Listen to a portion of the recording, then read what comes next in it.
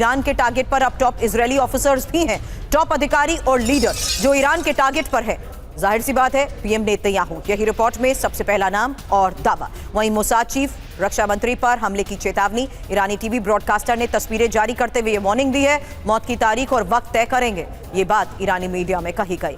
हालांकि इस बारे में एक इंफॉर्मेशन अब आपके सामने, क्योंकि ईरान के टारगेट पर नेतन्याहू। दीपक वोरा सर, इस इंफॉर्मेशन के बाद सीधा सवाल आपसे, क्योंकि ईरानी स्टेट मीडिया ने टॉप इजरायली ऑफिसर्स पर हमले की ये चेतावनी दी है, जहां टारगेट पर कौन कौन है? बेंजामिन नेतन्याहू, प्रधानमंत्री इजराइल के डेविड बर्निया, मोसाद चीफ और रक्षा मंत्री कात्स, साथ ही Eyal Zamir, IDF chief of staff, Shlomi Binder, IDF intelligence director, Yitzhak Cohen, IDF operation director chief. यही दावे जिस लिहाज से किए जा रहे हैं, क्या इसी को देखते हुए इजराइल के लिए जरूरी हो चुका है हर फ्रंट पर उस तैयारी को करना? क्योंकि ये ईरान के वही प्रॉक्सीज हैं सर, जिन्होंने इजराइल को वाकई हर अलग अलग फ्रंट पर उलझा के रखा।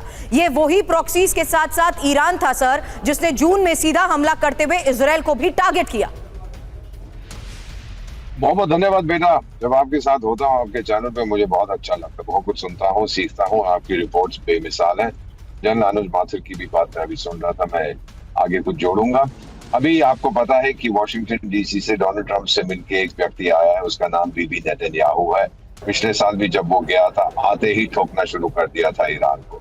इस बार जो आपने अभी बताया, थर्मोबैरिक बॉम्ब उन्होंने फेंका है हमास के ठिकाने पर। ये मैसेज है कि सुन भाई ईरान, तेरे दामाद को तो हमने ठोक दिया, कर जो कर सकता है। वो कुछ नहीं करेगा, वो बकवास करता जाएगा। अब आपने बात की है वो न्यूक्लियर बॉम्ब बना रहा है 12, और जनरल साहब ने बड़ा अच्छा कहा, कन्वेंशनल विजडम, ये डिटरेंस होती है। अगर सिर्फ डिटरेंस है, बनाने से क्या इजराइल हमला नहीं करेगा? जिहादिस्तान के पास थे कि नहीं 1999 में जब कारगिल ने हमने ठोका था, या फिर ऑपरेशन सिंदूर में उसने छुपा दिए थे आपने। बेसिक चीज है कि एक देश जो इस्तेमाल इसका कर सकता है अगर उसके व्यक्तित्व को खतरा हुआ, वो इजराइल है।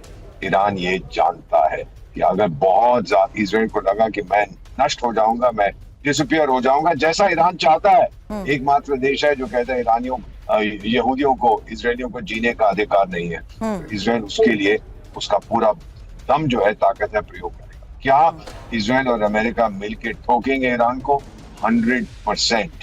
ये जो कहानियां सुनती जा रही है कि 12 बम बना दिए, 10 बना दिए, इतना कुछ है, उतना कुछ है, ये सब प्लांटेड स्टोरीज हैं, ताकि अमेरिका की पब्लिक कहे डोनाल्ड ट्रंप साहब फिर जाओ, इसके पास तो बम है, ये तो हमको हमेशा धमकी देता रहता है, मारो इसको। जबकि रियलिटी ये है, नातान्स जो उनका एक न्यूक्लियर फैसिलिटी है, वहां की नॉर्थ से, ये तो कंफर्म्ड है, नॉर्थ साउथ जो टनल्स हैं उनको बंद कर दिया है ईरान ने, ताकि अगर जैसे जब हुआ था नूर खान एयरबेस पर, जब हमने उसको ठोका था, रेडिएशन लीक हुआ वहां पर, 1000 साल तक तो कोई वहां जा नहीं सकता।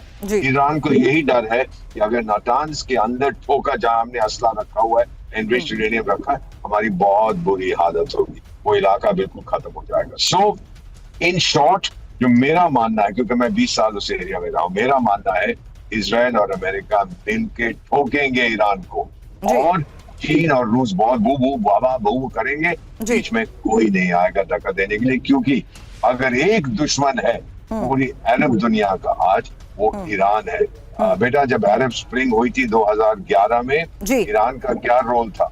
ईरान ने कहा ये अरब स्प्रिंग नहीं है, ये इस्लामिक स्प्रिंग है, अब इस्लाम पूरी दुनिया में जाएगा, अरब मोनार्कीज को हटा दो। कुवैत में, सऊदी अरेबिया में, यूएई में, क्या उन लोगों को ये चीजें पसंद है कि जो वहां के राजा हैं कितने सालों से, उनको आप कह रहे हैं दफा करो इनको यहाँ से? ये सबसे बड़ी चीज है, ईरान पे भरोसा नहीं करते।